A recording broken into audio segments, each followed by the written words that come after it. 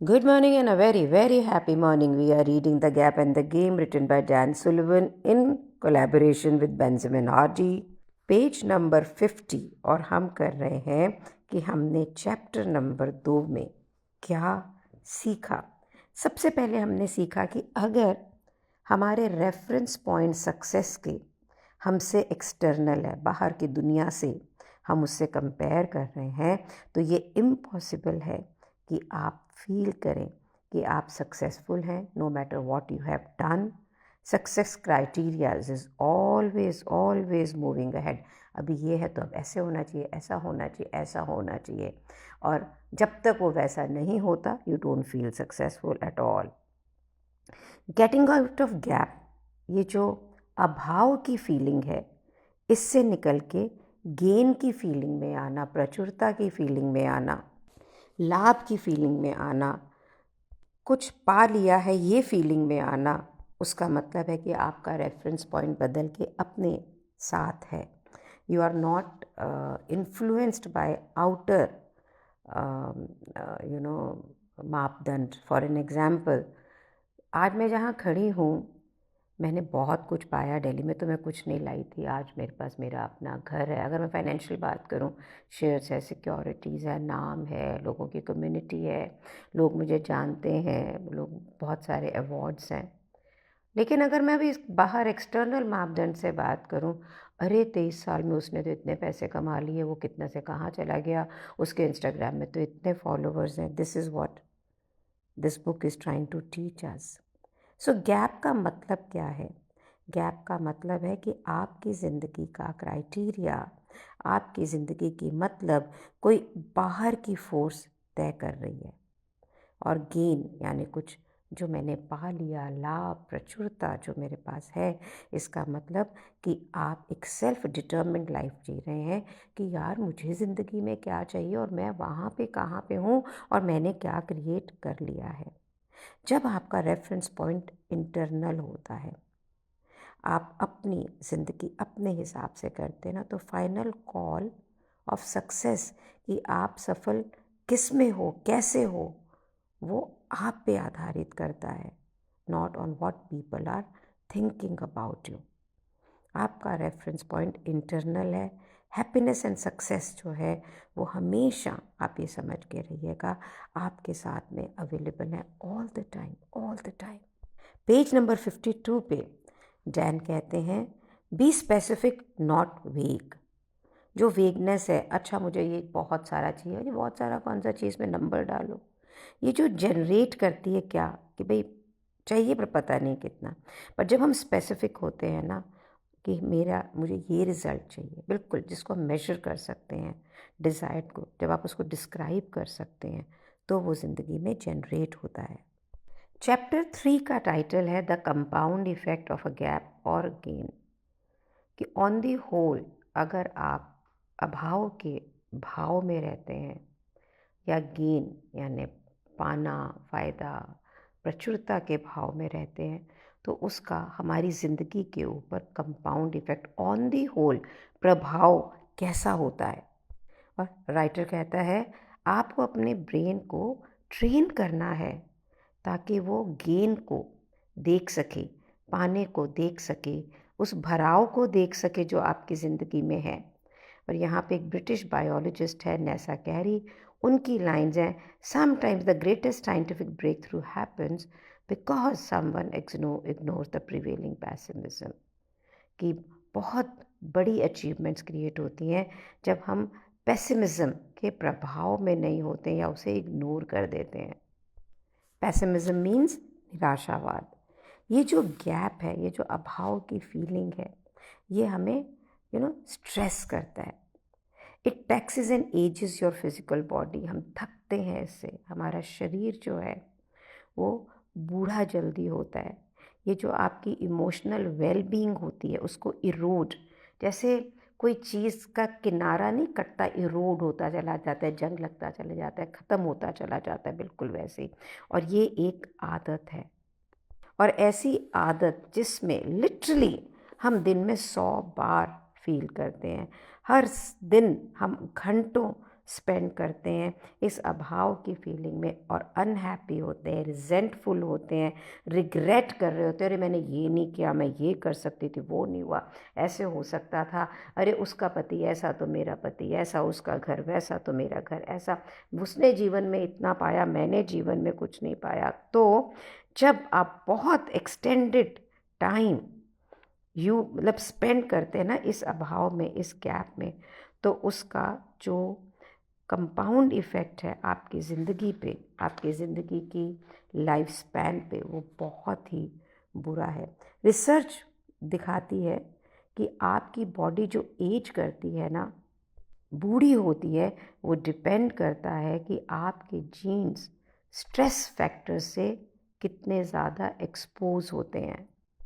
बड़ी हैरानी की बात यह है पेज नंबर 54 पे कि अगर हमें कोई शॉर्ट टर्म स्ट्रेस होता है, कोई हम नया कुछ कर रहे हैं, उससे घबराहट हो रही है या कुछ अनवांटेड चीज़ें हो रही हैं, तो इसको कहते हैं हॉर्मेटिक स्ट्रेस। और हॉर्मेटिक स्ट्रेस प्रमोट करता है लॉन्जेविटी को, क्योंकि वो एक्टिवेट करता है आपके डिफेंस मैकेनिज़्म को।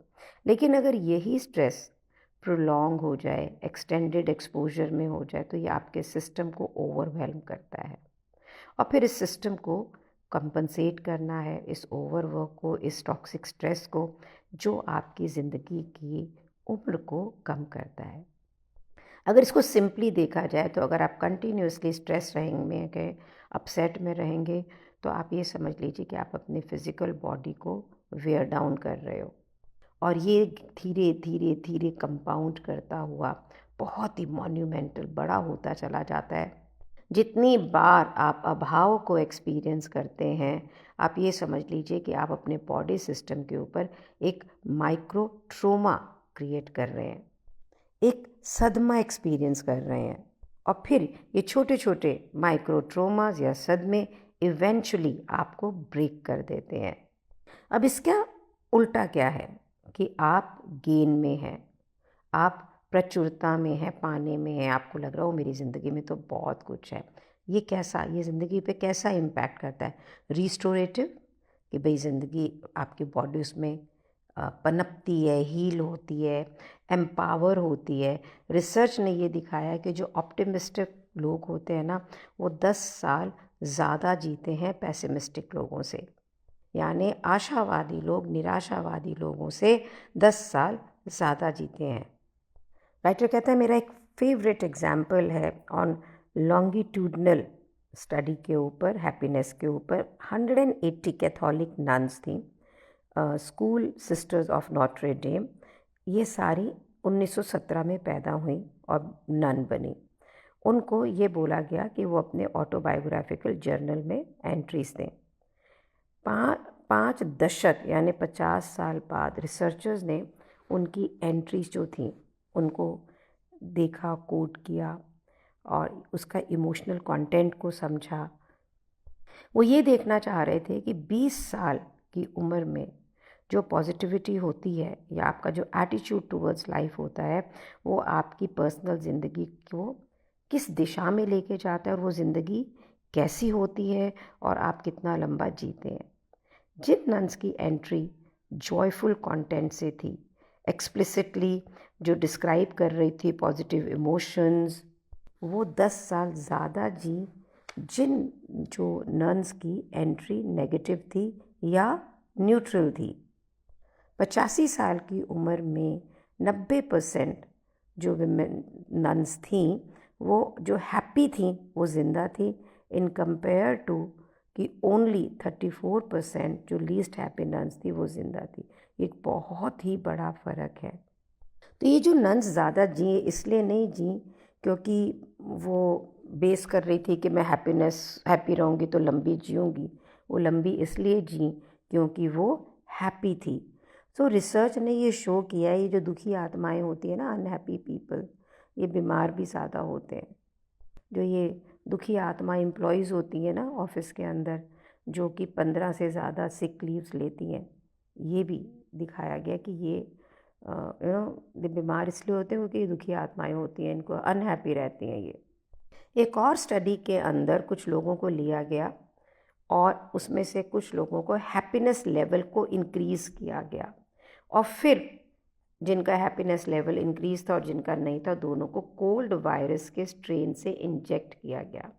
एक हफ्ते बाद ये देखा गया कि जो लोग खुश थे in the beginning of the study, उन्होंने उस वायरस को बेटर फॉट ऑफ किया than the less happy people. They felt better, उनकी ऑब्जेक्टिंग सिम्टम्स भी कम थे, वो लेस स्नीजिंग कफिंग कर रहे थे, उनकी कंजेशन भी कम थी। तो आप ये तो 100% समझ लीजिए कि जिस तरह से आप मेंटली किसी भी अपनी लाइफ के एक्सपीरियंस को फिल्टर करते हो ना, अपनी इमोशन को वहाँ से शेप देते हो, आपका फिज़िकल रिस्पॉन्स उस एक्सपीरियंस से वैसे ही होता है। एपिजेनेटिक्स एक एंटायर फील्ड है जिसमें रिसर्च में ये बिल्कुल क्लैरिटी में पता लगता है कि कोई भी जो हमारी ज़िंदगी में इवेंट हो रहा है, सिचुएशन है, वो हम कैसे हमें इम्पैक्ट करती है, वो डिपेंड करती है हमारी धारणाओं पे। हम उस इवेंट को कैसे इंटरप्रेट कर रहे हैं, उसको क्या मीनिंग दे रहे हैं। और डिस्पाइट कि जो भी इवेंट हो रहा है, जो भी आपकी ज़िंदगी में हो रहा है, उसके क्या गुण हैं, उसके ऑब्जेक्टिव करेक्टरिस्टिक क्या है, आप उसे कैसे रिसीव कर रहे हो ना, ये डिटरमाइन करेगा कि आपका इम्पैक्ट ऑफ स्ट्रेस और वहाँ से आपका impact of illness in your body. तो जिस तरह से आप कोई भी लाइफ के एक्सपीरियंस को इंटरप्रेट करते हैं, कुछ भी होने का, ये आपकी बॉडी के मेटाबॉलिज्म को इफ़ेक्ट करता ही करता है। तो गाइस, यहाँ से हम क्या समझ रहे हैं? आपकी धारणाएं आपकी बायोलॉजी को शेप कर रही हैं।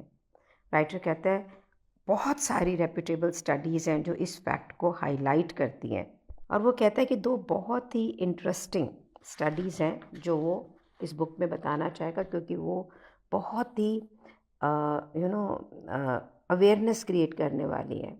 पहली स्टडी वो है कि जहाँ पे हम ये देखते हैं कि आपकी फ़िज़िकल एक्टिविटी जो भी आप कर रहे हैं, वो उसका इम्पैक्ट और उसके जो बेनिफिट है, क्या ये आपको उस एक्टिविटी से सिर्फ मिल रहे हैं।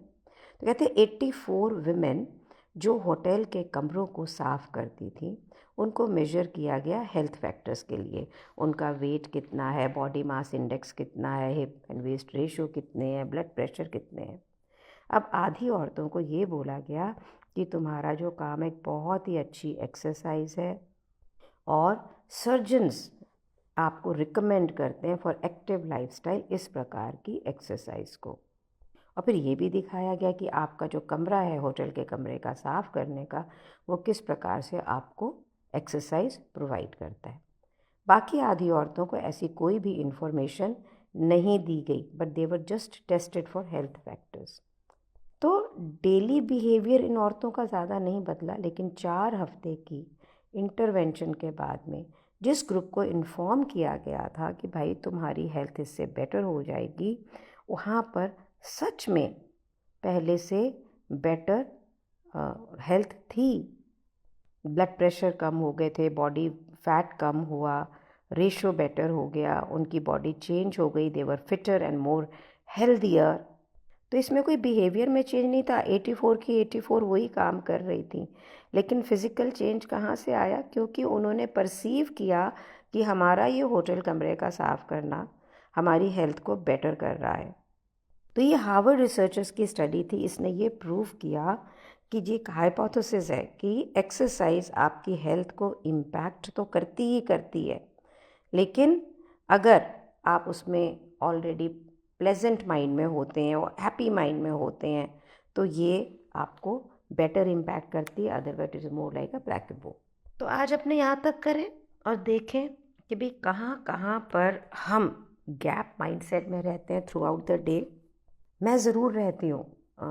जब मैं कोई और वुमन को देखती हूँ, she has spoken well about her life and she is more popular on Instagram follower, मुझे लगता है यार मैंने क्या किया, मैं भी तो इतने जनों को जानती हूँ, लगता है मुझे। और मैं ये भूल जाती हूँ कि आज से 5-6 साल पहले तक तो मुझे ये भी नहीं पता था रियलिटी में कि इंस्टाग्राम होता क्या है। मुझे लैपटॉप चलाना भी नहीं आता था। और तो भी आप सोचो इतना अचीव करने के बाद भी गैप माइंडसेट में, क्योंकि मैं अपने आप को कंपेयर कर रही हूँ। तो पेज नंबर 57 पे राइटर कहता है the comparison makes you unhappy. और कंपैरिजन का तो दुनिया में कोई कमी नहीं है ना। ये तो रास्ता है कि आप जो चूज़ करें हैप्पी और अनहैप्पी रहने का। तो चलिए देखते हैं आज कहाँ कहाँ पर हम गैप में हैं, so that we can train our mind to stay in gain. Thank you so much for being in my life. Thank you so much.